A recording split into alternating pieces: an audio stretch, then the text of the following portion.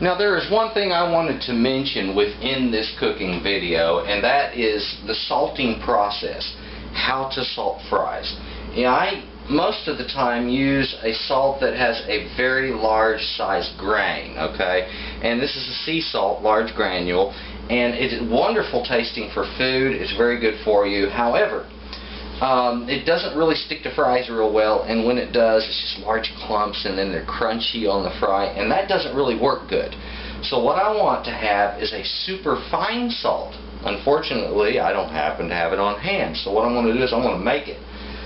Okay, now this MSG. Let's talk about MSG for just one moment. MSG is the salt of glutamic acid. Okay, now this occurs naturally in your body.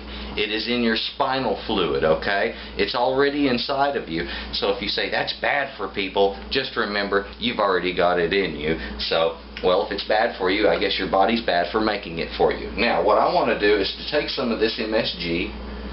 That looks just about a teaspoon and a half. I'm going to put it right down in there.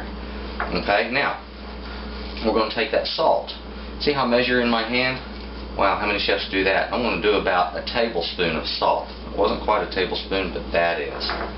Now, if I'll take these and simply mill them together, what it's doing is it's mixing the two, of course, but it's also breaking those large grains down into a small, really fine salt. Now, what does MSG do to food?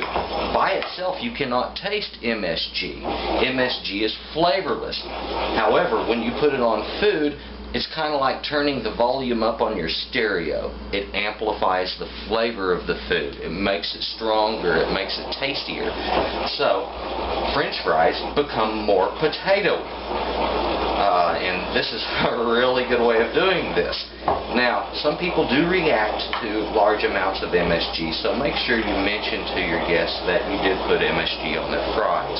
Help them to understand it a little better, just as I have done for you.